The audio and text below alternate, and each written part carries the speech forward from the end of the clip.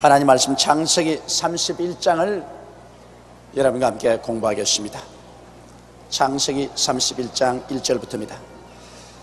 야곱이 들은즉 라반의 아들들의 말이 야곱이 우리 아버지의 소유를 다 빼앗고 우리 아버지의 소유를 인하여 이같이 거부가 되었다 하는지라. 여러분 잘 알다시피 야곱은 외아저씨와 계약을 맺고 그가 치는 양이나 염소의 무리 중에 새끼가 만일 얼룩들리기가 생기면 그 얼룩들리기는 모두 다 야곱의 월급으로 하기로 작정을 한 것입니다. 외아저씨는 조심스럽게 짐승의 무리 중에 얼룩들리기는 다 사흘 길로 옮겨서 자기 아들들에게 맡기고 야곱이 돌보는 짐승은 전부 순수한 색깔만 돌보게 했는데 야곱이 산에 올라가서 단풍나무, 신풍나무, 포도나무 등을 베어와서 껍질을 벗겨 얼룩덜룩이를 만들고 그리고 양이나 염소가 물을 먹으면서 그곳에서 새끼를 베는데 그 앞에다가 그 얼룩덜룩이를 갖다 놓고 얼룩덜룩한 짐승떼가 나올 것을 그 마음속에 믿으니 그대로 되고 마는 것입니다. 그래서 새끼를 낳는 것마다 얼룩덜룩이를 낳아서 얼마 있지 아니하여 외아저씨의 양떼는 처음 시작할 때 보라도 별로 불지 아니하고 야곱의 양떼는 심히 많아졌습니다. 바라봄의 법칙을 사용하는 것입니다. 바라봄을 통해서 그 마음속에 꿈과 환상을 얻었고 꿈과 환상은 믿음을 가져온 것입니다. 여러분 꿈과 환상이 믿음을 생산합니다. 꿈이 있으면 꿈은 믿음을 산출합니다. 그러나 꿈이 없으면 믿음도 생겨나지 않습니다. 야곱이 사용한 이 얼룩덜룩이의 단풍나무나 신풍나무나 버러나무는 미신이 아니라 그 마음 가운데 꿈을 얻기 위해서 도움을 얻은 것입니다. 그러므로 여러분 오늘날 우리가 하나님 앞에서 십자가를 통해서 영롱한 오중복음의 꿈을 가지면 그 꿈을 통해서 우리 마음속에 믿음이 생겨나고 믿음이 생겨나면 하나님의 역사가 일어나기 시작하는 것입니다. 그러므로 꿈이 없는 백성은 망한다고 말한 이유가 그게 있습니다. 꿈을 갖지 않으면 망해요. 어떠한 사람들은 저 강단에 있는 십자가를 우상이라고 해서 십자가를 떼라고 하는 사람이 있는데 십자가가 우상이 아닙니다.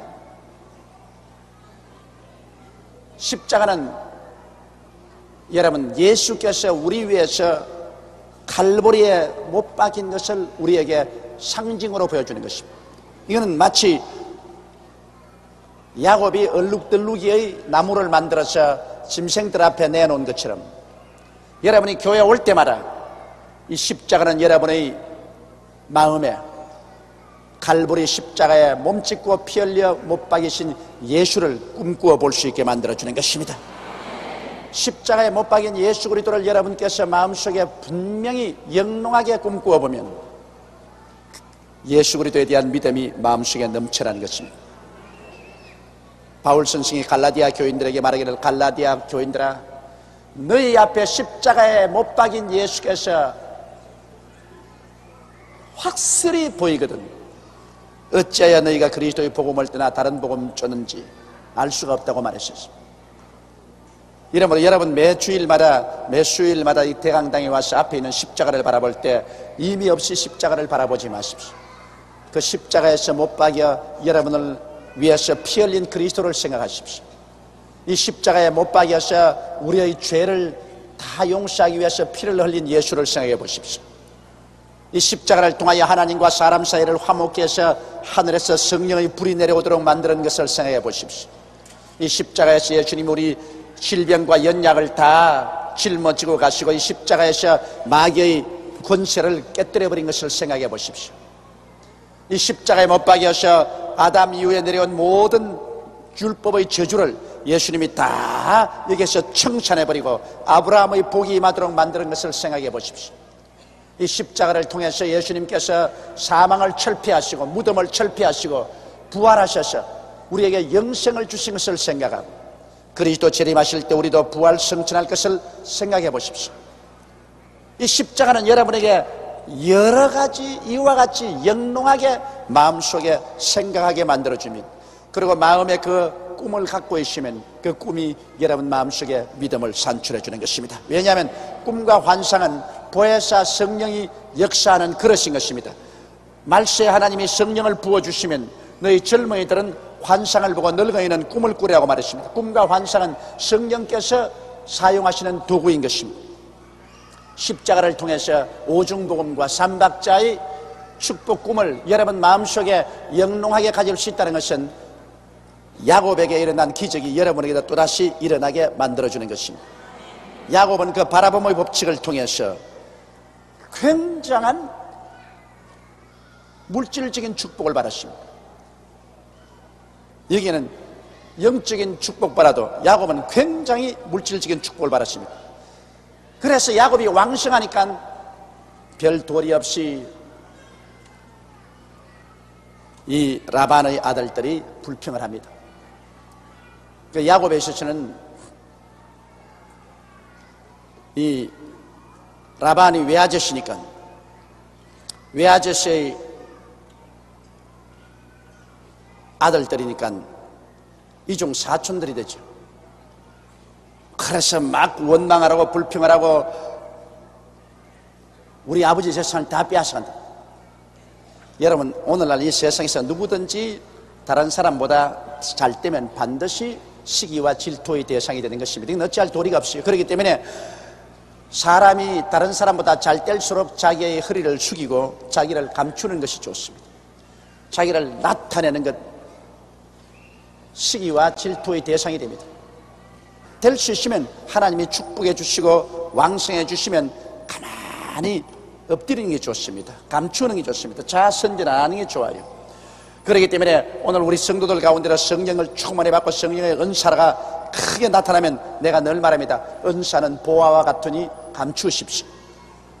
보화를 자랑하고 다니면 도둑놈이 붙습니다. 왜냐하면 다이아몬드 반지 같은 거 손가락에 끼고 내 다이아 봐라, 내 다이아 봐라. 친구들 가운데 보이려고 아이고 머리야 그것도 다이아 보이고 얼마 있지 아니하여 그 다이아는 도적 맞습니다. 이 귀한 보배가 있을수록 아주 깊이 농장에 넣어놓고 한 포고씩 끄들랑 문고리 다 채워놓고 혼자서 싹 끄집어내서 보고 싱긋이 웃고 싹 집어넣어야 돼. 그거 사람들에게 선전하고 자랑하면 잃어버립니다. 하나님께서 은사를 주었었으면 성령의 9가지 은사 중에 어떤 은사라도 특별히 주었으면 이걸 아주 감춰야 돼요. 아주 필요할 때만 그걸 나타내고 그걸 감추고 감춰야 그 은사가 살아있지.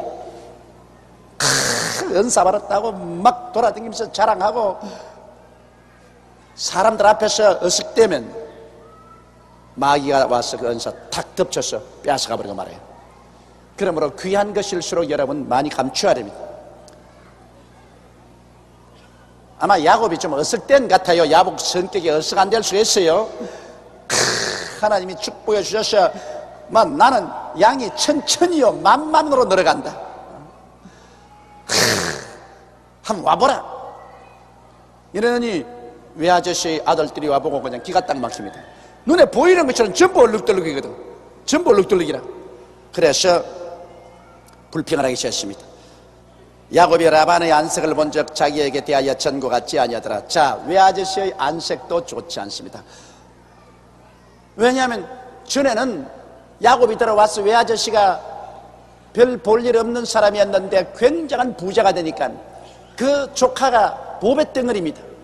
이래서 조카를 보면 반색을 하고 귀하게 여기는데 아이 조카하고 자기가 당연히 언약을 맺었지만은 조카가 치는 자기의 양이나 염소떼 중에서 조카 월급 몫인 얼룩덜룩이가 전부 태어나니까 외아저씨 안색이 좋을 리가 없습니다. 이제는 야곱을 봐도 반색을 안 하고 시무룩하고 말투도 거칠고 그 행동이 별로 야곱을 환영하지 않은 행동으로 변화됐습니다. 거기에다가 또 자기 아들들이 자꾸 붙여지랍니다. 아버지, 야곱이 아버지 재산 다 훔쳐가는데 그걸 아버지가 가만히 보고 있어요? 아버지는 우리에게 뭘 주려고 합니까? 왜 아버지는 조카에게는 저렇게 잘해주면서 우리는 왜 이 모양입니까? 아마 틀림없이 자꾸만 아버지에게 충격을 줍니다. 그래서 외아저씨 라반이 야곱에 대해서 태도가 정것 같지 않습니다. 여호와께서 야곱에게 이르시되 내 조상의 땅 내 족속에게로 돌아가라. 내가 너와 함께 있으리라 하신지라. 그럴 때 마침 하나님께서 또 야곱에게 계시해 주시기를 내 조상의 땅 아브라함과 이삭에게 준 땅 내 족속에게 돌아가라. 내가 너와 함께 있다는 것은 무슨 말이냐면 내가 너를 보호해 주겠다 그 말인 것입니다. 하나님이 함께 하시면 보호를 받을 수 있으니까 이제 돌아가라. 이걸 볼 때 야곱은 그래도 상당히 하나님과 신령한 기도 생활을 했다고 볼 수 있습니다. 왜냐하면 기도 생활을 하지 않고 하나님의 음성을 들을 수가 있습니까? 야곱은 들에서 주로 일하면서 하늘의 수많은 별들을 바라보고 그는 하나님을 생각하고 하나님께 늘 기도하고 찬미하는 생활을 계속했을 것입니다. 그렇기 때문에 하나님께서 그에게 말씀했습니다. 이제는 고향으로 돌아갈 때가 되었다. 하나님께서 여러분 우리를 고향으로 돌아가게 할 때 빈손 들고 돌아가지 않습니다. 남에게 수치를 당치 않게 하는 것입니다. 야곱이 빈손 들고 왔으나 고향에 돌아갈 때는 빈손 들고 돌아가지 않게 하셨습니다. 주를 믿는 사람은 부끄러움을 당치 아니하라고 말씀한 것입니다. 그러므로 부끄러움을 당치 않고 고향 땅에 돌아가도록 이만큼 하나님께서 재산을 모으게 하시면 이제 그 재산 가지고 고향 땅으로 돌아가라고 말씀하신 것입니다. 그래서 들에서 야곱이 보내어 라헬과 레아를 자기 양띠는 들로 불러다가 그들에게 이르되 내가 그대들의 아버지의 안색을 본즉 내게 대하여 전과 같지 아니하로다. 그러할지라도 내 아버지의 하나님은 나와 함께 계시느니라. 이제 설명을 합니다. 그대들의 아버지, 그러니까 내 외아저씨요 내 장인의 얼굴을 보니까 내게 대하여 전과 같이 반색을 안 하고 얼굴에 분노의 기가 있고 나를 좋아하지 않는다. 그랬지만은 내 아버지의 하나님, 즉 아브라함의 하나님, 이삭의 하나님이 나와 같이 계셔서 다른 사람들은 내가 못되게 해도 하나님이 나와 같이 계셔서 하나님께서 나에게 이렇게 복을 주셨다. 여러분 이거 정말 중요한 말입니다. 우리가 이 세상에 살면서 사람을 두려워하거나 사람을 의지하면 실패합니다. 하나님을 두려워하고 하나님을 의지하면 사람이 어떻게 하더라도 하나님께서 부흥케 하는 것입니다. 하나님이 문을 열어놓으면 닫자가 없고 닫아놓으면 열자가 없습니다. 그러므로 사람에게 잘 보이기 위해서 하나님 낯을 피하지 말고 하나님께 잘 보이고 난 다음 사람에게 밉부일지라도 하나님께 잘 보여야 되는 것입니다. 여러분 하나님께서 야곱을 이쁘게 보시니 하나님께서 야곱에게 축복을 계속 주었습니다. 여러분 야곱을 이쁘게 보는 이유가 있습니다. 왜냐하면 야곱은 반드시 그가 얻는 물질 중에서 11조를 하나님께 드렸었습니다. 이 라반은 11조를 안 드렸지만은 야곱은 하나님께 11조를 드렸습니다. 그때는 11조를 어떻게 드리나요? 그때는 11조 된 짐승을 잡아가지고 하나님께 제물로 드린 것입니다. 성경에 그렇게 안 기록된대요. 아니요. 야곱은 외아저씨 집에 올 때 하나님께 언약을 맺었습니다. 내가 가는 길에 입을 것과 먹을 것과 있을 곳을 주시고 내 아버지 집으로 무사히 돌아오게 하면 베델 이곳이 하나님의 집이 될 것이요 내게 주는 일체의 것에서 하나님께 11조를 드리겠다. 그래서 야곱은 짐승을 치면서 자기 몫에 해당하는 모든 것을 하나도 남김없이 하나님께 11조로 제물을 드렸다. 그래서 물질 중에 반드시 하나님의 몫이 있다는 것을 인정했다. 이 물질 중에 반드시 하나님의 몫이 그리고 하나님과 함께 살아간다는 그것을 늘 시인했기 때문에 하나님이 야곱을 축복 안 해줄 수가 있나요? 그래서 외아저씨와 외아저씨 아들 때는 안 되기를 원했지만 하나님이 되도록 하셨기 때문에 그냥 우길성천한다만 야곱이 하는 것은 다 잘 된다. 여러분 우리도 우리의 생활 가운데 하나님을 인정하는 것은 11조입니다. 우리의 날 가운데 하나님을 인정하는 것은 성수주일입니다.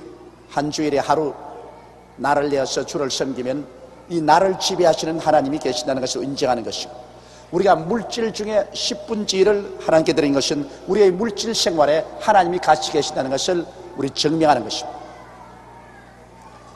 이렇기 때문에 이와 같은 하나님과의 언약은 우리가 반드시 지킬 때 하나님도 하나님 편에서 언약을 지켜주시는 것입니다. 그대들도 알거니와 내가 힘을 다하여 그대들의 아버지를 섬겼거늘 그대들의 아버지가 나를 속여 품삯을 10번이나 번역하였느니라. 그러나 하나님이 그를 금하사 나를 해치 못하셨습니다. 그러니까 20년 머슴살이에 물론 14년 동안에는 레아와 라헬을 얻기 위해서 결혼 지참금으로 그가 일을 해 주었지만은 그럼 나머지 6년 동안은 내가 빠지게 일을 했는데 외아저씨가 얼마나 깍쟁이였던지 품삯을 10번이나 바꾸었다는 것입니다. 한번 생각해 보십시오. 이러니 뭐 외아저씨 믿고 살아갈 수가 없어. 6년을 일해도 자기 살림 하나 모으지 못했던 것입니다. 그래서 그 다음 야곱이 외아저씨하고 얼룩덜룩이 약속을 한 것입니다. 그가 이르기를 점 있는 것이 내 삭시 되리라 하면 온 양떼에 낳은 것이 점 있는 것이요 또 얼룩무늬 있는 것이 내 삭시라 하면 온 양떼에 낳은 것이 얼룩무늬 있는 것이니 하나님이 이같이 그대들의 아버지의 짐승을 빼앗아 내게 주셨느니라. 외아저씨가 아무리 자기 재산을 보존하려고 해도 하나님이 야곱을 사랑하기 때문에 야곱에게 주어야 되겠다고 생각하니까 뭐 외아저씨 재산 것을 하나님 빼앗는 겁니다. 새끼만 놓으면 얼룩덜룩이를 놓고 얼룩덜룩이를 낳아서 빼앗아서 야곱에게 주시는 것입니다. 여러분, 하나님이 같이 계시면 둘러치나 메어치나 다 잘 되는 것입니다. 그러나 하나님이 같이 앉히고 안 되려면 엎어져도 안 깨어질 코조차 깨어지는 겁니다. 하나님이 우리 삶의 근원이 되고 하나님께 뿌리를 내리고 하나님께 전적으로 의지하고 살아간다는 것이 얼마나 아름답고 좋은지 모릅니다. 하나님 중심으로 온 심신을 다 내어 맡기고 의지하고 살면은 그 다음 문제는 하나님이 책임져 주시는 것입니다. 내가 하나님께 전적으로 뿌리를 내리고 하나님께 전폭적으로 의지하고 살든지 죽든지 흥하든지 망하든지 성하든지 쇠하든지 나는 하나님과 함께 삽니다. 이와 같은 헌신만 있으면 여러분 하나님께서 여러분을 전적으로 책임져 주시는 것입니다. 그러지 아니하고 한 발은 세상에 두고 한 발은 하나님께 두고 하나님 편이 좋다 그러면 싹 들어왔다가 또 세상 편이 좋다 하면 또 싹 나갔다가 요거 박쥐같이 날랐다가 기었다가 날랐다가 기었다가 해서 하면 나중에 하나님은 그런 사람을 신뢰하지 않습니다. 이러므로 하나님께 깊이 뿌리를 내리고 신뢰하는 것, 그러면 하나님께서 당신의 뜻대로 우리들을 이끌어 가시고 도와주시는 것입니다.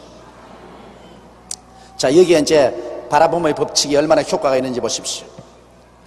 10절에 보면 그 양떼가 새끼 뵐 때 내가 꿈에 눈을 들어보니, 자기는 실제 마음속에 얼룩덜룩이를 그리고서 얼룩덜룩이의 짐승떼가 낳을 것이라고 생각했는데 이제 실제로 그를 통해서 믿음이 생기니까 그 믿음이 하나님께 상달되십니다. 그래서 실제 그가 잘 때 꿈에 보니까 그 양떼가 새끼 뵐 때 내가 꿈에 눈을 들어보니 양떼를 탄 수양은 다 얼룩무늬 있는 것, 점 있는 것, 아롱진 것이었다. 꿈에 하나님의 사자가 내게 말씀하시기를 야곱아 하기로 내가 대답하기를 여기 있나이다 하며 가라사대 내 눈을 들어보라. 양떼를 탄 수양은 다 얼룩무늬 있는 것, 점 있는 것, 아롱진 것이니라. 라반이 내게 행한 모든 것을 내가 보았노라. 그러므로 모든 수컷이 실제는 얼룩무늬가 있는 것 아닌데 야곱이 그렇게 믿음을 가지니까 그 모든 수양의 유전 인자 속에 얼룩무늬가 있는 놈만 새끼가 되도록 하나님이 섭리하기 때문에 실제로 야곱이 꿈에 보니까 모든 수양과 수염수는 다 얼룩무늬 있는 것이라.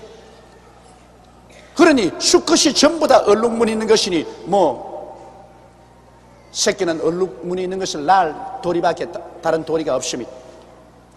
이래서 여러분 여기에 야곱이 실제로 자기의 마음속에 바라봄의 법칙을 가진 것이, 그것이 실제 하나님의 보좌까지 상달되어서 실제로 하나님이 기적을 창조하는 큰 동기가 된다는 것을 보여주고 있는 것입니다. 이러므로 여러분 마음에 믿어야 그것이 하늘에도 그렇게 역사가 펼쳐지는 것입니다. 이 마음에 믿지 아니하면 하나님께서 역사할 수 있는 바탕이 없습니다. 이러므로 성경에 무엇인지 땅에서 매면 하늘에서도 매일 것이요 땅에서 풀면 하늘에서도 풀리리라. 내 믿은 대로 될지어다는 말이 거기에 있는 것입니다. 이 땅에서 우리가 하나님이 역사할 수 있도록 발판을 만들어야 되는 것입니다. 우리의 온갖 구하는 것이나 생각하는 것에 넘치도록 능력하겠다. 구하고 생각하는 것이 있어야 그게 하나님께서 역사하시게 되는 것입니다. 이러므로 여러분과 내 마음은 굉장히 중요합니다. 우리 마음의 바탕에 우리가 어떠한 꿈을 갖고 어떠한 믿음을 가지고 있는가, 이것이 바로 하나님께서 그를 통해서 하늘나라에서 배후에서 눈에 안 보이는 세계에서 섭리하는 것입니다. 이 야곱에게는 하나님께서 하늘 창문을 싹 열어서 한번 들여다보라 그렇게 말한 것입니다. 너는 이 땅에서 나무가지를 꺾어서 얼룩덜룩이를 물 마시는데 그게 새끼 가지는 양이나 염소 떼 앞에 놓았지만은 실제로 어떤 일이 난지 한번 보라. 하늘 창문을 열어가 꿈에 목을 한번 쓱 들어서 보라. 야곱이 하늘 계시의 창문에 쌍여서 쓱 보니까 아유 내가 본 그대로네.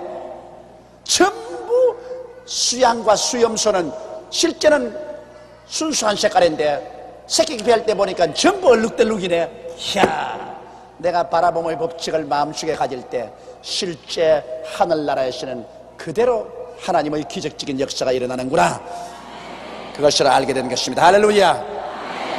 이러므로 우리는 육신의 눈으로 보는 것만 가지고 살면 안 돼요. 우리는 믿음으로 살아야 돼요. 우리가 마음속에 하나님 앞에서 바라봄의 법칙을 가지고 있으면 그 법칙을 통해서 우리 하나님께서는 하늘나라에서 기적을 베풀고 있다는 것을 믿어야 되는 것입니다. 사람이 짐승과 다른 것은 믿을 수 있다는 것입니다. 짐승들은 믿지 않습니다. 동물들은 믿지 않습니다. 그러나 사람은 희망을 가지고 믿습니다. 이것이 짐승과 사람과 다른 것입니다. 사람은 없는 것을 있는 것 같이 마음속에 생각하고 꿈꾸어보고, 사람은 없는 것을 있는 것 같이 믿습니다. 이 믿음을 통해서 하나님은 역사하는 것입니다. 이 믿음은 바로 하나님께서 역사하는 방법인 것입니다. 이러므로 여러분께서 교회에 아무리 왔다 갔다 하고 형식과 의식을 다 지킨다 해도 믿지 아니하면 소용이 없어요. 여러분, 믿지 않으면 소용이 없어요. 밤새도록 철야하고 목이 다 쉬도록 고함을 쳐도 믿지 아니하면 고함만 쳤지 그 아무 효과가 없는 것입니다. 믿음이란 뭐냐? 믿음이란 하나님의 약속의 바탕 위에 서서 그것이 이루어진 모습을 마음속에 바라봄의 법칙으로 꿈꾸어 보는 것입니다. 그것이 이루어진 모습을 바라봄의 법칙으로 꿈꾸어 보면서 하나님께 부르짖어 기도할 때 마음속에 믿음이 생겨나는 것입니다.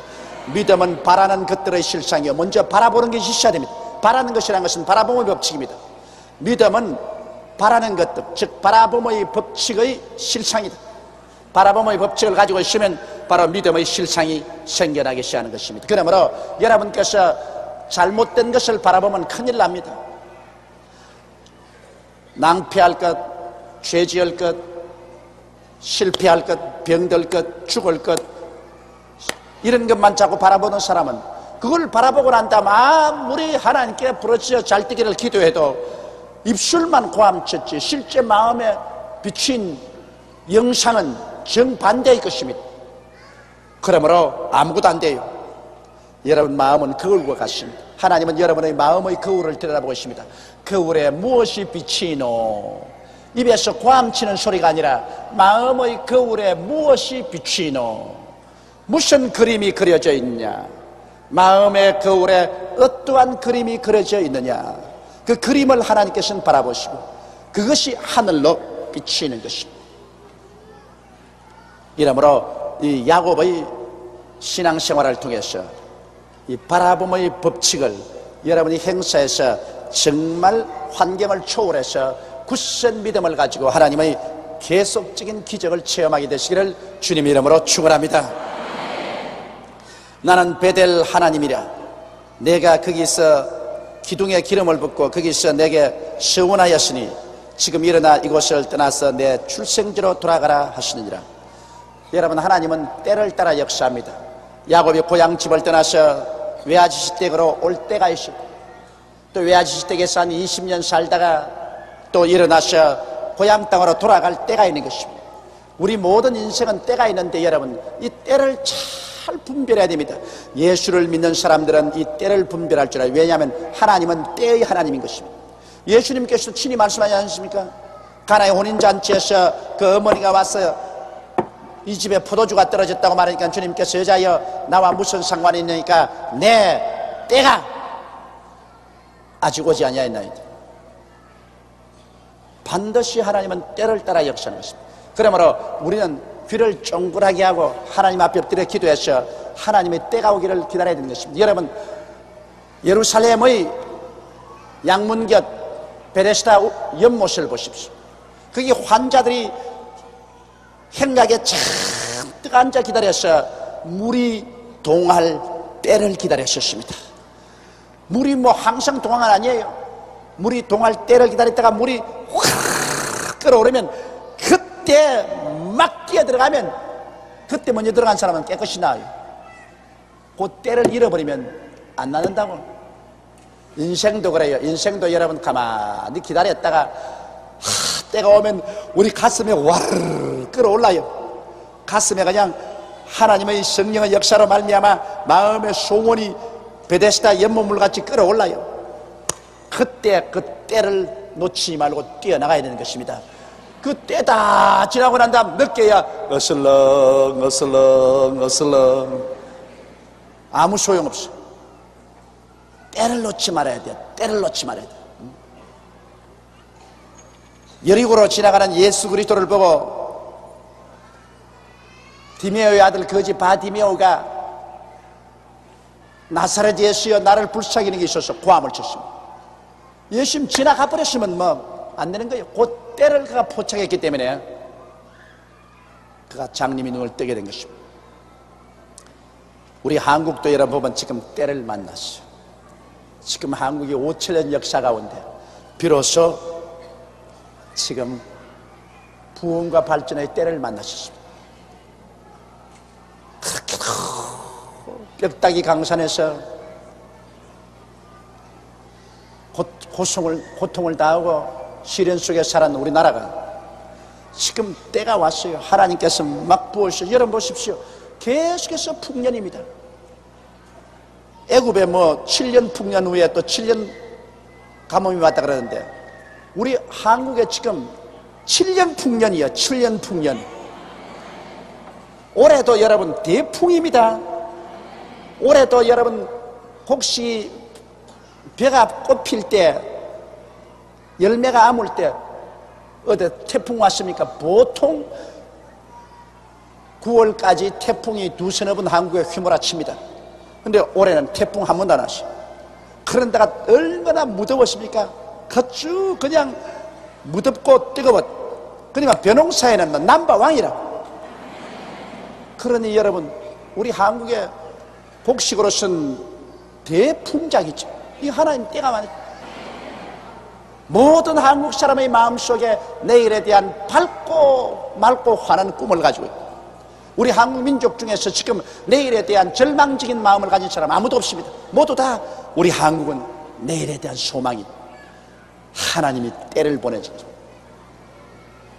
이런 좋은 때에 이제 우리가 민족이 인하단결만 하면 나르는 거요. 날라.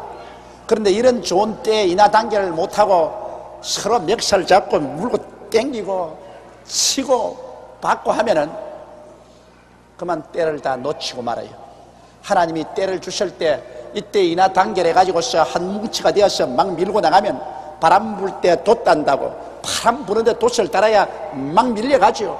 이때는 뭐 다른 나라가 10년 일할 것 우리 한국이 1년 일하면은 달성이 돼요. 하나님이 때가 왔으니까. 그러므로 지금 우리 민족에 필요한 것은 단합인 것입니다. 물고 찢고 싸우면 망합니다. 정치가들도 단결하고 노사간에도 협동해서 단결하고 우리 국민들도 상하할 것 없이 남녀노할 것 없이 단결해야 돼. 단합해서 밀면은 큰 일이 일어납니다. 이건 뭐 우리 한국 역사상에 상상할 수 없는 기적이 일어납니다. 왜? 때가 왔기 때문인 것입니다. 우리 여의도 순복음교회도 때를 맞는 것입니다. 여러분, 우리 교회도 이렇게 부흥 발전하는 것, 이거 보통이 아닙니다. 여러분 한번 나가서 전도 한번 해보십시오. 사람 한 사람 예수께로 인도하는 게 얼마나 힘이 드는지. 입에 침이 타 마르고 목에 핏대가 서도록 이야기를 해도 한 사람 주께로 인도하기가 곤란한데, 그런데 우리 교회는 이렇게 많이 모여온다고. 수요일 날 오후 3시에 여러분 10,000명 이상이 모이는 것, 기막힌 일입니다. 돈 주고 오라 해도 안 오는데 돈 주어가면서 오는 것이니 세상에 이런 일이 어디 있습니까? 이건 우리 교회 하나님께서 부흥의 때를 주신 것입니다. 우리가 교회에서 우리 당회나 재직회나 우리 조장구역장, 부구역장, 아동구역장이나 우리 성도들 전체가 지금 합쳐 있는 것처럼 계속해서 마음을 합쳐서 밀면은 우리 교회가 일어나서 우리 조국을 구원하게 되는 것입니다. 왜? 때가 왔기 때문에. 우리 힘으로 되는 것이 아닙니다. 여의도 순복음교회라는 큰 돛이 만들어졌어. 이 돛이 안 찢어지는 이상 막 성령 바람이 부는데 막 바람 부니까 확 밀려 나갈 밖에 별 돌이 있나? 우리 한국에는 정치나 경제나 교육이나 문화나 예술이나 우리 기독교 신앙이나 모두 다 지금 때를 얻어가지고서 지금 기가 막힙니다. 막 발전합니다. 이 외국 기자들이 와서 내게 묻는 질문 중에 한 가지 재미있는 질문은, 자기들은 교회 백화점은 한국 와서 처음 봤다 그래요. 그게 무슨 말이니까, 한 빌딩에 교회가 3개, 4개씩 있다는 것입니다. 교회 백화점이래. 교회 백화점. 한 빌딩에 교회가 하나 있으면 되는데 왜 교회가 여러 개 빌딩이 한 빌딩에 들어가 있으며 이런 현상이 어떻게 있을 수 있냐? 그건 한국적인 현상입니다, 여러분. 다른 나라에는 그런 게 있을 수가 없어요. 그 한국의 하나님 성령께서 얼마나 역사한다는 것을 여기에 보여주고 있는 것입니다. 이제 야곱도 이제 때가 오면 이제 하나님께서 이제는 고향으로 돌아가라 그랬습니다. 그래서 야곱은 이제 고향에 돌아가려고 합니다. 그래서 야곱은 자기 마음대로 하지 않고 이제 라헬과 레아를 불러다가 자기 아내들과 이혼을 합니다.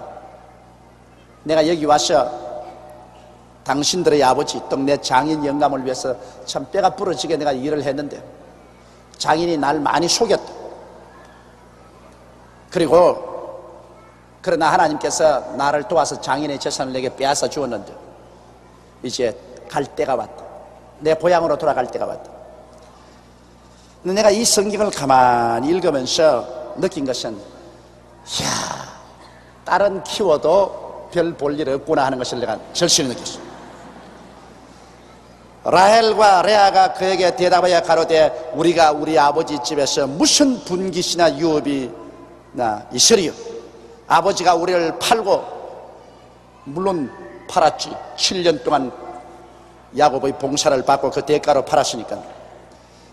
아버지가 우리를 팔고 우리 때문에 얻은 돈이죠. 우리의 돈을 다 먹었으니 아버지가 우리를 외인으로 여기는 것이 아닌가. 하나님이 우리 아버지에게서 취하신 재물은 우리와 우리 자식의 것이니 이제 하나님이 당신에게 이르신 일을 다 준행하라. 초록이 동색이네. 그 우리 한국에도 딸은 예쁜 도둑놈이라 하지 않습니까? 친정에 뭘 가져갈고 그런다 그랬는데, 이 라헬과 레아도 남편인 야곱이 말을 하니까 맞장구를 치는 겁니다. 옳소. 우리가 우리 아버지 집에 더 있어서 무슨 분깃이 있습니까? 하나님께서 우리 아버지가 빼앗아서 당신에게 준 것은 마땅히 우리 것이다. 이건 당신과 우리와 우리 자손들 것이다. 한 푼도 남겨놓지 말고 다 가져가야 된다. 아이고 무서워라. 그런데 그 반드시 나쁘다고도 생각할 수 없어요.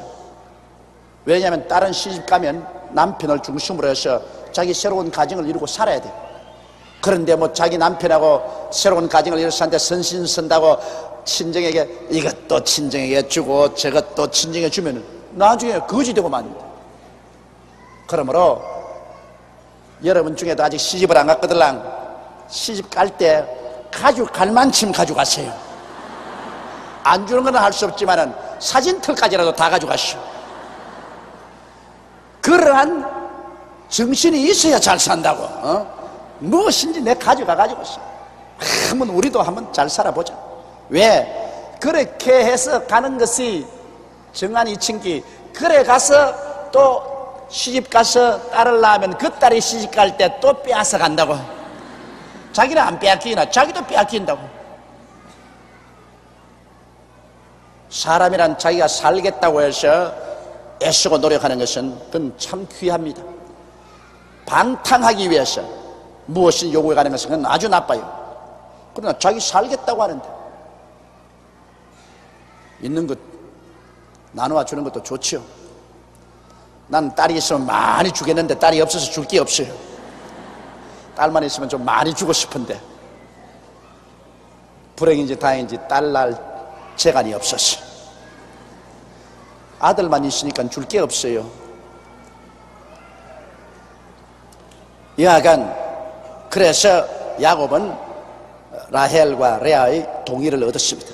얻어가지고서 이제 우리 하나 둘 셋 하고 아버지 재산 다 가지고서 한번 뛰자, 그렇게 된 것입니다. 야곱이 일어나 자식들과 아내들을 약대들에게 태우고 그 얻은 바 모든 짐승과 모든 소유물 곧 그가 받던 아람에서 얻은 짐승을 이끌고 가나안 땅에는 그 아비 이삭에게로 가려 할세. 때 라반이 양털을 깎으러 갔으므로 라헬은 그 아비의 드라빔을 도적하고 야곱은 그 거취를 아람 사람 라반에게 구하지 않고 가만히 떠났더라. 그래서 출발해서 도망을 쳤습니다.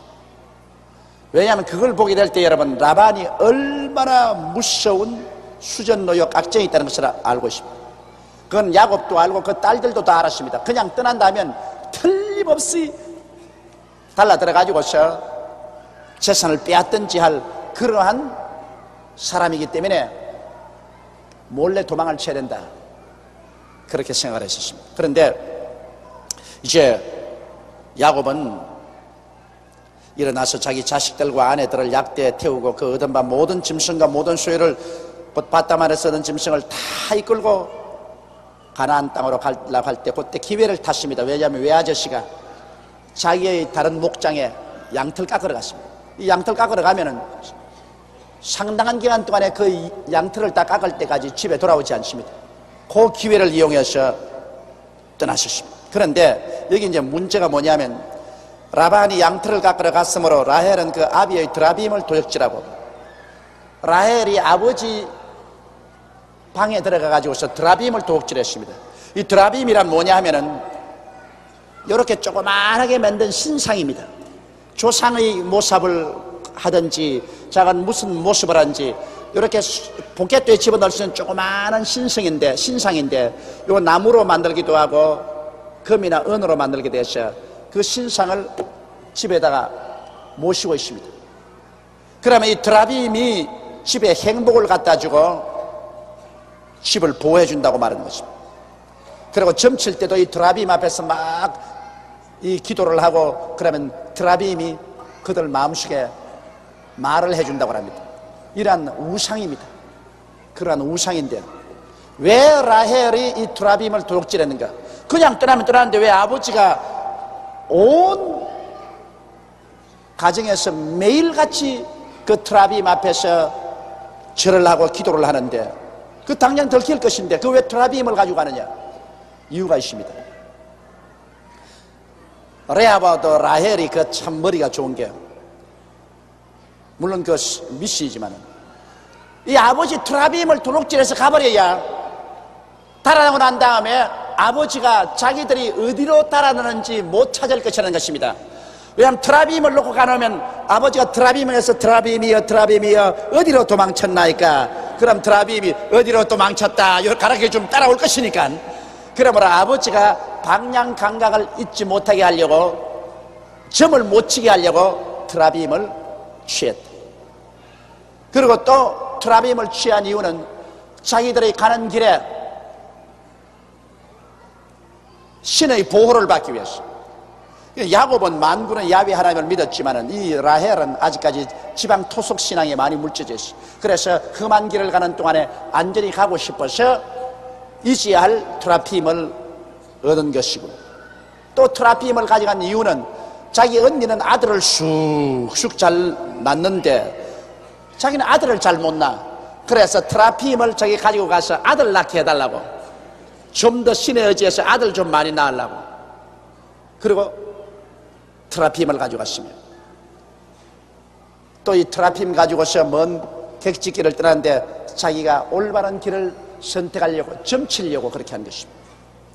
이걸 보게 될 때 여러분, 야곱은 야훼 하나님을 믿는 신앙이 아주 좋았지만은 그의 아내인 레아나 라헬은 그 지역에 있는 지방 신앙과 토속 신앙에 상당히 물들어 있다는 것을 알 수 있는 것입니다.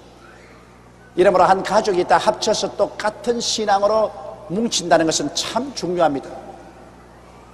그런데 야곱은 자기는 신앙이 좋았으나 그 아내들에게는 그 신앙을 잘 가르치지 못했다는 것을 보여주고 있는 것입니다.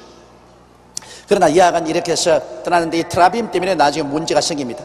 이 트라빔 때문에 외아저씨가 끝까지 추격을 해왔고, 그리고 이 트라빔 때문에 라헬이 나중에 죽게 됩니다. 트라빔만 안 훔쳤으면 라헬이 가다가 길에서 안 죽었어요. 그러나 트라빔 때문에 라헬이 나중에 죽습니다.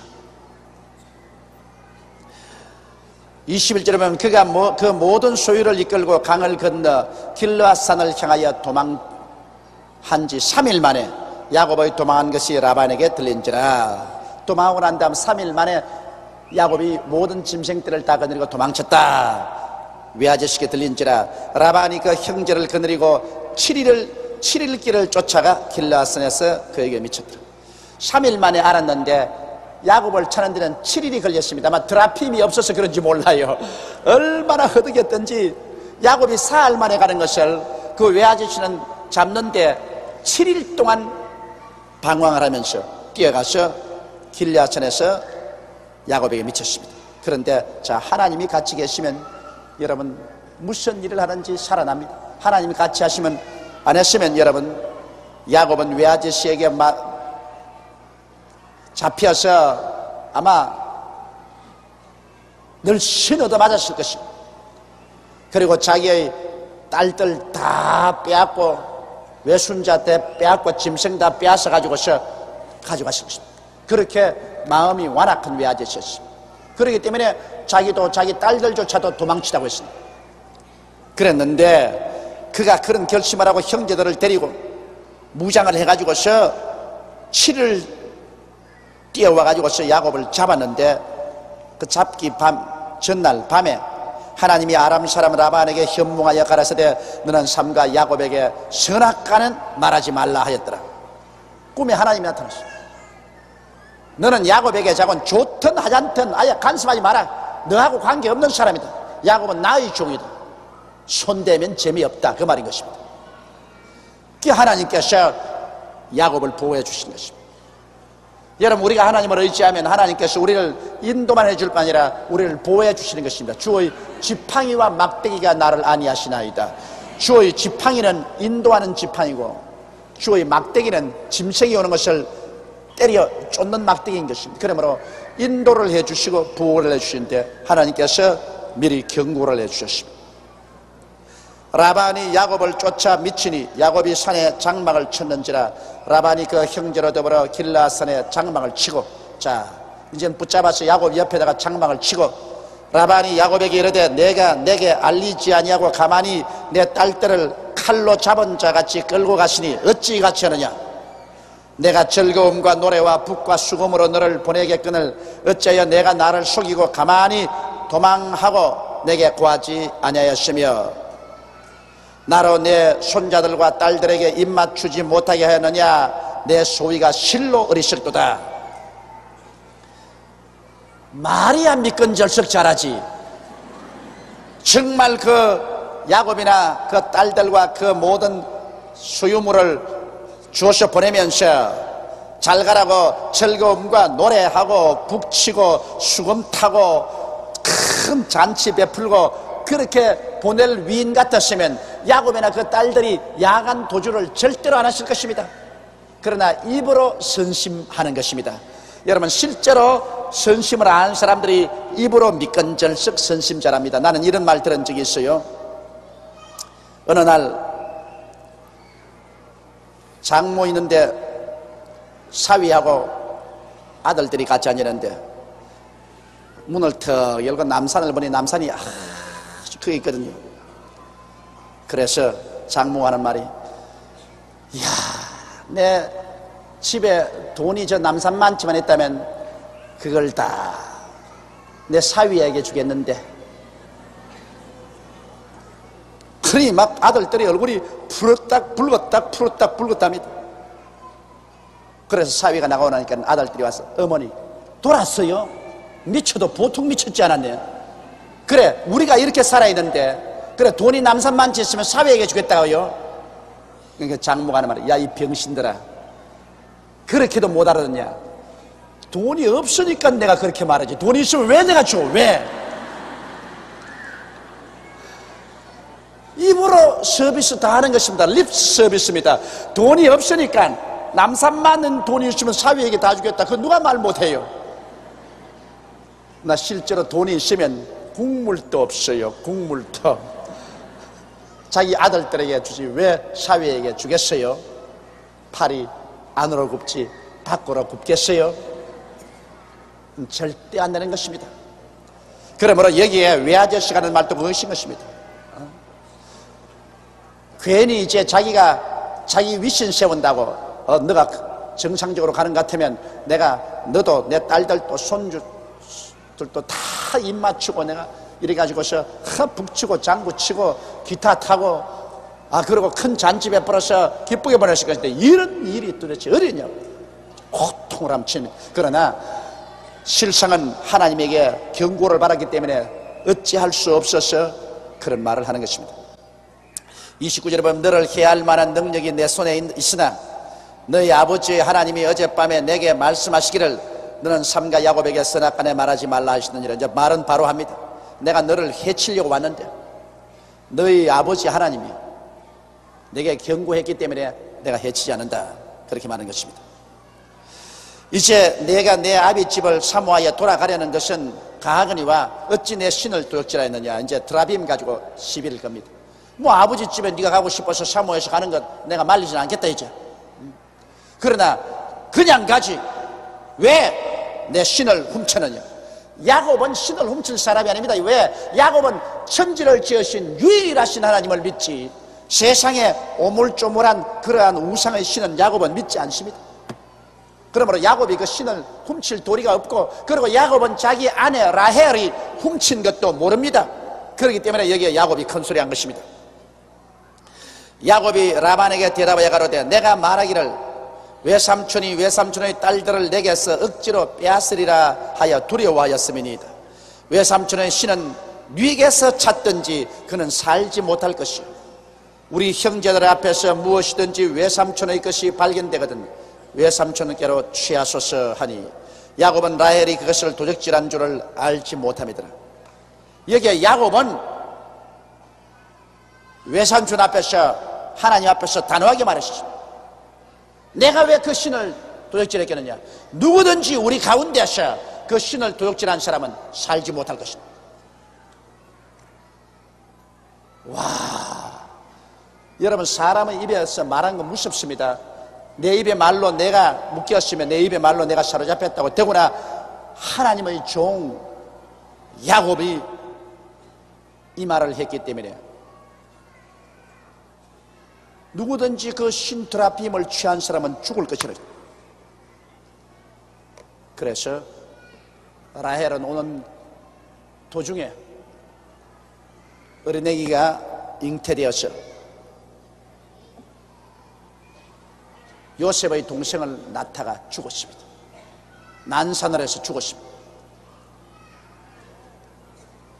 왜 죽었느냐? 그건 야곱이 죽을 것이라고 말을 했기 때문에. 하나님과 사람 앞에서 믿음으로 말하는 그 말은 하나님이 그대로 시행하시는 것입니다. 하나님을 믿어라. 누구든지 이 산들을 명하여 저 바다에 던지라 말하고 그것이 이룰 줄 마음에 믿고 의심하지 아니하면 그대로 되리라. 이 바로 야곱이 하나님 앞에서 한 말인 것입니다. 외아저씨 앞에 담대하게, 우리 가운데 누구든지 외아저씨의 신을 훔친 사람이 있으면 그는 죽으리라. 나 라헬이 그 훔친 건 몰랐는데 그것 때문에 라헬이 단명하게 된 것입니다. 그러므로 우리가 여러분 정말 기도하고 성령이 충만할 때 말 조심해야 돼요. 저는 신학교 때 그내 절실히 내 깨달았어요. 신학교 때 저희가 기도를 많이 하고 내가 성령에 충만했는데 우리 최하실 목사님이 내 신학교 동기 동창인데 그때 우리가 전도하러 가자고 그러는데 최 목사님은 그때 사업을 하고 있었어요. 신학교 와서 공부하면서 계속해서 이 샤들 공장에 기계를 만들어 가지고 있어서 방직 공장에 납품하는 그런 회사를 가지고 있습니다. 무슨 인천에 납품하러 간다나 그래요. 그래서 내가 그냥 딱 정식을 하고 난 다음 오늘 인천에 납품하러 가면 자동차에 치일 것이라고 내가 그랬습니다. 농담 반 진담 반으로 그렇게 말했어요. 그건 왜냐하면 전도하러 가자고 해놨는데 안 가고서 납품하러 간다니까 내가 오늘 인천으로 납품하러 가면 자동차에 치인다. 그리고 우리가 수숨숨 준비를 해가지고서 전도하려고 떠나는데 아이고 긴급 뉴스가 왔어요. 최하실 집사님이 적십자병원에 응급실에 지금 입원을 했다 그래요. 왜 그러니까 인천 가려고 나가다가 택시에 치였다는 겁니다. 내 머리가 그냥 하늘로 서는데 말이죠. 내 말 한마디 때문에 사람 죽었구나. 그래가 놀래가 우리가 적십자병원으로 뛰어가니까 아는 게 아니라 택시에 부딪혀서 내뒹굴어졌는데 참 하나님이 부호해 주셔서 엑스레이 찍고 조사해 보니까 뼈 상한 것도 없고 뇌가 상한 것이 없어서 다행히 조금 치료받고 나왔습니다. 말 한마디 잘못했다가 나 그때 곱다시 장모 잃어버릴 뻔 당했었어.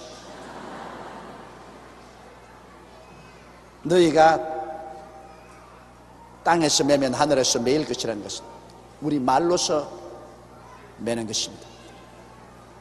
이러므로 사람들이 말을 잘할 줄 알아야 돼요. 우리 국민들도 여러분 이제 말이 많이 바뀌었어요. 이 말이 긍정적이고 적극적이고 창조적으로 말을 하는 사람은 그이 그대로 되는데 그 말이 슬픈 민족은 절대로 흥하지 않습니다. 우리 옛날에 우리 한국 민족은 말이 슬펐어요. 우리 한국에 노래치고 안 슬픈 노래 하나도 없었습니다. 이별의 두만강은 저리로 이별을 하고 목포의 눈물, 목포에는 가슴 치고 울고 두만강에는 이별하고 목포에는 울고 그리고 모든 한국의 노래는 얼마나 애주가 띄고 슬픈지 그 옛날에 우리 조상들 민요도 보면은 나는 아리랑을 안 부릅니다. 다른 사람은 아리랑을 좋아하는데 나는 아리랑을 별로 좋아하지 않는 것은 보세요. 아리랑 아리랑 아라리요 나를 버리고 가시는 님은 심리도 못 가서 발병이 났네. 하나는 버림받고 하나는 발병 나고 둘이 다 절단이야. 하나로 성해야 되겠는데 하나는 버림받고 하나는 발병 나고 둘 다 절단 났다. 하나도 성한 게 없다. 그 애조 띈 노래는 좋지만 내용이 그렇다. 나는 언제고 우리 한국이 우리 애국가를 바꾸어야 된다고 생각합니다. 왜? 동해물과 백두산이 마르고 닳도록 나는 하나님이 보호하셔 우리나라 만세는 그 정말 좋은 거예요. 하나님이 보호해서 우리나라 만세 이것은 예수 믿는 사람도 하나님이 보호하셔 중들도 하나님이 보호하셔 공산당들도 하나님이 보호하셔 믿든 안 믿든 입술로 고백을 하거든. 별 도리 없이 우리 한국 민족이면 어찌할 도리가 없어요. 부처님이 보호하셔 그런 말 안 하거든. 그런데 그 앞에 구절이 잘못되었어. 동해물과 백두산이 마르고 닳도록. 여러분 동해물이 마르고 백두산이 닳으면 얼마나 고생을 합니까 여러분. 동해물이 마르자면 얼마나 가뭄이 와가지고서 내리 그냥 비춰야 동해물이 다 마르지요. 백두산이 닳으면 얼마나 오르락내리락 해야 백두산이 닳습니까. 이거 왜 똑같은 말을 하면서 부정적으로 말합니까. 내가 늘 생각하는 것은 동해물이 변하여 태평양 되고 백두산이 변하여 에베레스트 산 되도록 하나님이 보호하사 우리나라 만세. 이렇게 발전적으로 말해야지 왜 달아 없어질 것을 말을 하냐 말이야. 그래서 내가 그 구절이 좋지가 않다. 일본의 그 기미가요 보면은 사사레이시 조그마한 이 돌멩이가 이와 반석이 될 때까지 우리나라 임금이 영원무궁하라 그랬어. 근데 다른 것 좋아하지 않지만 일본 사람의 그 발전적인 말에 내가 상당히 감정을 느낍니다. 왜냐하면 요 조그마한 돌멩이가 큰 바위가 될, 이거 얼마나 발전적인 것입니까? 일본 사람들의 말을 배울 거 많습니다. 일본에 가면요, 여기 가서 내가 하나 떡 봤는데 시계가 있는데 시계에다가 딱 글을 붙여놨어요. 수리중 해놨습니다. 그런데 그 수리중이 이놈 뭐고 하루도 가도 수리중이고 이틀도 가도 수리중이고 사흘도 가도 수리중이, 수리중이 아니라 고장난 시계를 고장났음 하지 않고 수리중이라고 해놨었습니다. 일주일 내내 봐도 내내 수리중이에요. 그건 고장났던, 우리 한국 사람은 고장, 그런데 일본 사람은 희망을 언제 넣어줘요. 수리중. 그 다음에 여러분 일본에 가면 희한한 게 음식점에 가면요 언제나 준비주라고 해놨습니다. 식당 문을 닫아놨을 때는 준비중 해놨습니다. 그래서 내가 어느 식당에 가서 준비 중이니까 하마나 준비하는가 싶어서 또 나가서 보니까 아직 준비 중이고, 아직 준비 중. 그날 영업 안 하는 날이에요. 영업 안 하는 날인데, 그럼 우리 한국 같으면 영업 안 함? 이렇게 싶어서 그러는데 준비 중이라고 해놨어. 준비 중. 그래야 나 그날 점심 굶었네. 준비 중이라고 해놨어. 이게 하마나 준비하나 하마나 준비 안 하고 날 보니 그날 영업 안 하는 날인데 준비 중 그러나시. 그 영업 안 함 그런 것보다도 준비한다니까 무슨 언제나 준비돼가지고 희망이 있다. 그 일본 사람들이 그런 점에 있어서 우리가 본받을 말이에요. 굉장히 말을 부정적으로 하지 않고 절망적으로 하지 않고 언제나 희망적으로 말을 하는 것입니다. 여러분 일본이 2차 대전에 졌는데도 하이센이라고 말합니다. 패전이라고 말합니다. 슈센이라고 말합니다. 종전했다. 싸움하다가 막 그만하지 않겠어. 그만했다. 그렇게 나십니다. 그 얼마나 그 소리 듣니까 얄미운지 박살이 나놓고 또 하이센 패전했다. 그렇게 안 하고 슈센 전쟁을 중간에서 그만뒀다. 두기는 뭘 중간에서 그만둬? 코가 납작해서 못했지. 그래도 내가 미국 가서 제2차 세계대전 일본이 패전이다 그러면 꼭 택시 운전하셔도 내 말을 바꾸더라고요. 내가 니온가 하이센 시마시다 이거는 예 슈센 시마시다. 종전했습니다. 그렇게 말할 때. 그래서 이 민족이 다른 것 볼 것은 없는데 이 말에 긍정적이고 적극적이고 창조적이구나. 이 말이 긍정적이구나. 그럼 우리도 이 말을 긍정적으로 해야 되는데 우리 한국이 하나님의 축복을 받아서 때가 오니 우리 한국 사람들도 말이 많이 달라졌습니다. 요새는 우리 한국 사람들이 그 말이나 이 노래가 이 애조띤 옛날의 그 슬픈 노래가 별로 많잖아요. 이제는 상당히 긍정적인 그 창조적인 그런 노래가 굉장히 많습니다. 이러므로 말이라는 것은 여러분 우리 운명을 변한다는 것을 이 야곱에서도 우리는 또다시 배울 수 있습니다. 그 말 한마디 때문에 라헬이 나중에 죽었던 것입니다. 라반이 야곱의 장막에 들어가고 레아의 장막에 들어가고 두 여종의 장막에 들어갔으나 찾지 못하고 레아의 장막에 나와 라헬의 장막에 들어가며 라헬이 그 드라빔을 가져 약대 안장 아래에 놓고 그 위에 올라앉아 버렸습니다. 그 위에 올라앉은지라 라반이 그 장막에서 찾다가 얻지 못하며 라헬이 그 아비에게 이르되 마침 경수가 나므로 일어나서 영접할 수 없사오니 내주는 노하지 마소서 하니라. 라반이 그 드라빔을 두루 찾다가 얻지 못한지라. 참 또 머리는 굉장히 좋아. 틀림없이 낙타 안장이니까 낙타 안장 같은데 그게 숨길 것이라고 뭐 뻔하니까 가죽 천막 쳐놨는데 그 구석에 어디 숨기겠습니까? 낙타 안장한테 숨기는데 낙타 안장에 들어가 앉아가지고 아버지가 찾으려고 그걸 좀 들춰보려고 오니까 아버지 미안합니다. 나 월경 중이에요. 나 일어날 수가 없어요. 아버지 미안해요. 딸이 월경 중이라 근데 아버지가 그 일어나라 그럴 수가 있나요? 그 아무리 사나운 아버지라도 그 말은 못합니다. 그러니까 아버지가 그런가 보다 그러고 나갔어. 왜냐면 아버지로서는 그 드라빔을 찾아야 됩니다. 왜냐하면 드라빔이라는 것이 옛날에는 대대가보로 내려오는 겁니다. 할아버지 때 쓰던 그 드라빔을 아버지가 쓰고, 아버지가 쓰는 것을 그 아들이 쓰고, 그 드라빔은 그 가정의 장자에게로 언제나 내려주는 가신입니다. 그런 가신을 잃어버리셨으니 조상 보기에도 말이 아니고 큰일입니다. 이만 눈에 혈안을 해서 찾습니다. 이런 그 드라빔을 딸내미가 딱 훔쳐가지고 딱 집어넣은 것입니다. 그러니 딸은 그만합시다. 그래 딸 때문에 드라빔을 잃어버렸어. 그러나 이제 야곱이 이제 공격 차례가 왔습니다. 야곱이 노하여 라반을 책망할세 야곱이 라반에게 대처하여 가로되 나의 허물이 무엇이니까 무슨 죄가 있기에 외삼촌께서 나를 불같이 급히 쫓았나이까 외삼촌께서 내 물건을 다 뒤져보셨으니 외삼촌의 가장 진물 중에 무엇을 찾았나이까 여기 나의 형제와 외삼촌의 형제 앞에 그것을 두고 우리 두 사이에 판단하게 하소서. 외삼촌이 괜히 야곱의 식구들의 장막에 들어가서 다 둘을 살펴보고 물건들 다 뒤졌다가 드라빔은 찾지 못하고 이젠 야곱에게 역습을 당해가지고 도대체 나를 어떻게 생각하냐, 나를 그런 도둑놈으로 생각하냐, 외삼촌의 안목이 그 정도밖에 못 되느냐, 막 야곱에게 공격을 당하니 외삼촌이 묵묵부답입니다. 할 말이 없습니다. 얼굴이 벌게졌습니다. 그런데 야곱은 기관총처럼 좀 계속 이제 쏘아댑니다. 내가 이 20년에 외삼촌과 함께 하였거니와 외삼촌의 암양들이나 암염소들이 낙태하지 아니하였고.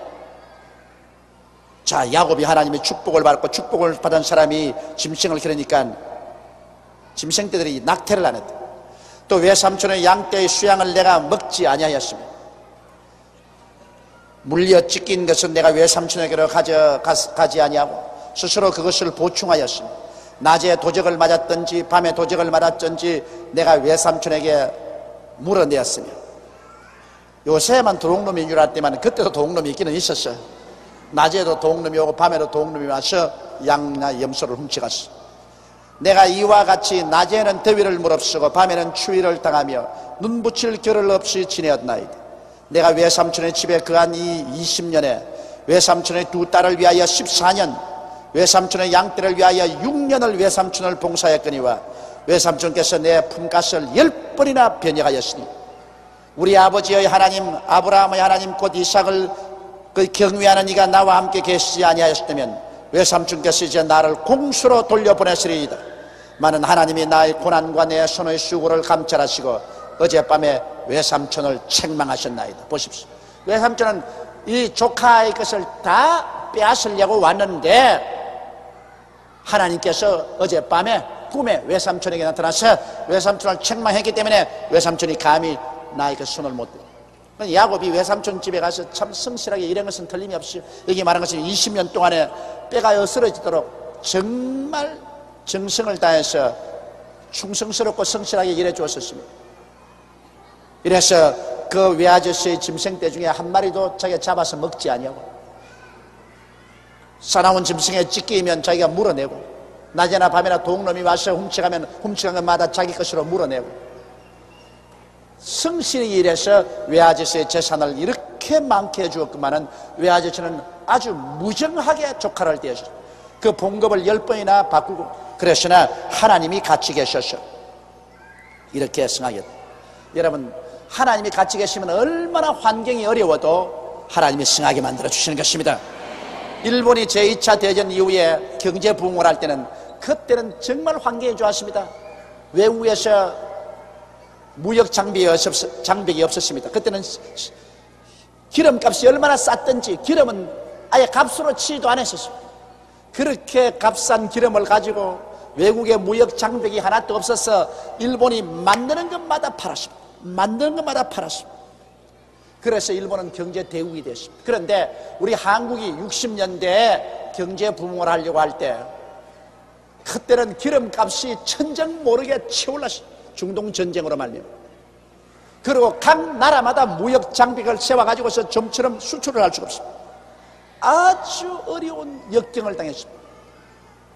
그렇기 때문에 제2차 세계대전 이후에 후진국으로서 선진국이 된 나라가 일본, 독일은 원래 선진국으로 있다가 망했다 일어났지만은 원래 후진국에서 일어난 나라가 하나도 없습니다. 그런 환경인데 우리나라는 지금 선진국 문턱에 들어왔습니다. 기름값 높고 노임 높고 원자재 값 높고 무역장벽 높고 하는 이런 가운데서 우리가 이렇게 된 것은 여러분 꼭 알아야 될 것이 있습니다. 야훼 하나님이 우리를 도와주신 것입니다. 하나님이 안 도와주셨으면 우리는 절대로 오늘날의 이런 살림살이를 할 수가 없습니다. 이 자리에 일어날 수가 없어요. 하나님과 올바르게 서 있느냐 서 있지 않느냐, 그것이 문제인 것입니다. 하나님이 자꾸만 땡겨주면 뭐 환경은 아무리 어려워도 발전하는 거예요. 이러므로 외삼촌이 그렇게 야곱을 짓눌려도 하나님이 야곱과 같이 가심으로 야곱이 우죽순처럼 쭉쭉 뻗어서 결국 외아저씨보다 더 큰 부자가 되고 말았던 것입니다. 43절에 라반이 야곱에게 대답하여 가로되 딸들은 내 딸이요 자식들은 내 자식이요 양떼는 나의 양떼요 내가 보는 것은 다 내 것이라. 내가 오늘날 내 딸과 그 낳은 자식들에게 어찌할 수 있으랴. 이젠 또 인심 서는 겁니다. 내가 너를 해치러 왔다 그러지만은 사실은 이 딸들도 내 딸이, 이 손주나 손녀도 내 딸들이 낳은 자식이니 어떻게 내 혈육을 내가 해칠 수가 있느냐. 말이 그렇지 이 외아저씨 말은 잘해요. 이제 오라. 너와 내가 언약을 세워 그것으로 너와 나 사이에 증거를 삼을 것이니라. 이에 야곱이 돌을 가져 기둥으로 세우고, 이 돌기둥은 옛날에 언약의 표지입니다. 요사이는 종이로서 이렇게 계약서를 썼지만 옛날엔 그런 종이와 지필목이 없었기 때문에 편리하게 없었기 때문에 돌로서 그들은 언약을 삼을 때가 많습니다. 또 그 형제들에게 돌을 모으라 하니 그들이 돌을 취하여 무더기를 이루며 무리가 거기 무더기 곁에서 먹고, 이게 계약의 형태입니다. 옛날에는 반드시 옛날에는 계약을 맺으면 그곳에 그들이 나무를 심든지 안 그러면 돌을 무더기로 모으고 그 옆에서 같이 먹었습니다. 그게 계약의 형태인 것입니다.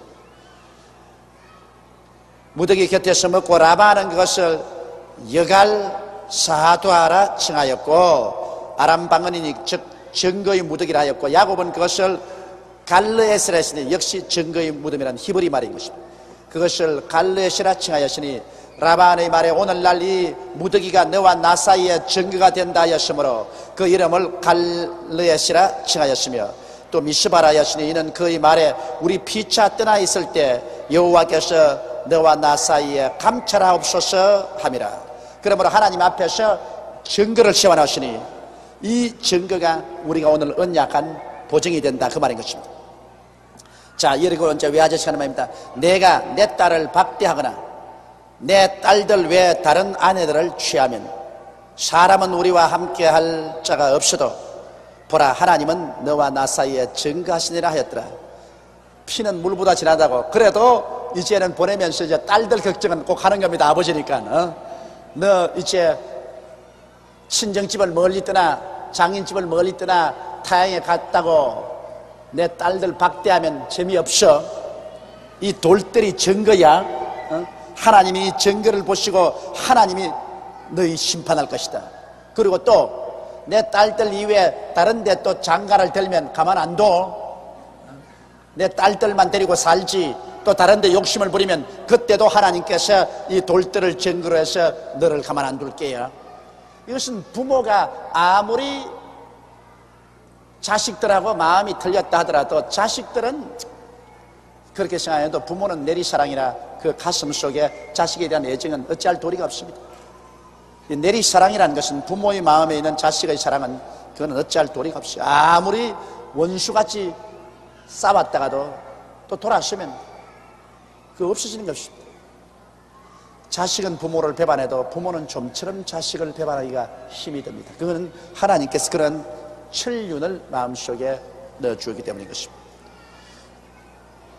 그래서 이 라반은 야곱과 그 딸들을 아주 가오하게 대했지만은 그러나 떠나는 마당에서 꼭 딸들에게 잘해줄 것을 그런 부탁을 했습니다. 라반이 또 야곱에게 이르되 내가 너와 나 사이에 둔 이 무더기를 보라. 또 이 기둥을 보라. 이 무더기가 증거가 되고 이 기둥이 증거가 되나니 내가 이 무더기를 넘어 내게로 가서 해하지 아니할 것이요 내가 이 무더기 이 기둥을 넘어 내게로 와서 해하지 아니할 것이라. 아브라함의 하나님 나홀의 하나님, 나홀은 바로 아브라함의 동생이거든. 자기 할아버지, 라반의 할아버지인데, 아브라함의 하나님 나홀의 하나님 그들의 조상의 하나님은 우리 사이에 판단하옵소서 하며 야곱이 그 아비 이삭의 경외하는 일을 가리켜 맹세하고 야곱이 또 산에서 제사를 드리고 형제들을 불러 떡을 먹이니 그들이 떡을 먹고 산에서 격려하고 라반이 아침에 일찍 일어나 손자들과 딸들에게 입맞추며 그들에게 축복하고 떠나 고향으로 돌아갔더라. 아주 해피엔딩입니다. 아주 좋은 결과입니다. 결국은 오기 전에는 잡으면은 이 야곱을 주리를 틀고 딸들은 전부 머리채를 잡아 끌고 그리고 짐승들 다 끌고서 집으로 돌아오려고 했는데 하나님 말씀 한마디에 운명이 변해버리고 마는 것입니다. 그러므로 여러분, 하나님과 우리가 같이 동행하는 얼마나 중요합니까? 아무리 사람이 계획을 세워서도 그 일의 성사는 하나님께 있는 것입니다. 그러므로 하나님이 야곱 편에 서 있기 때문에 야곱을 해칠 수가 없었습니다. 하나님이 여러분 편에 서 있으면 아무도 여러분을 해칠 수가 없습니다. 하나님이 우리 대한민국 편에 서 있으면 아무도 우리 대한민국을 해칠 수가 없습니다. 그런데 감사하게도 지금은 하나님이 우리 대한민국 편에 서 있습니다. 감사하게도 하나님이 우리 여의도 순복음 교회 편에 서 계십니다.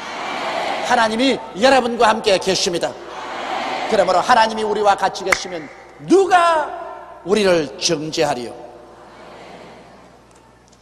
너희를 내게 주시는 만유보다 크시며 내 손에서 너희를 빼앗을 자가 없다고 했는데 하나님이 여러분 한 사람 한 사람 불러서 예수님 손에 맡겼는데 예수님 손에서 누가 여러분을 빼앗아 간다는 것입니까?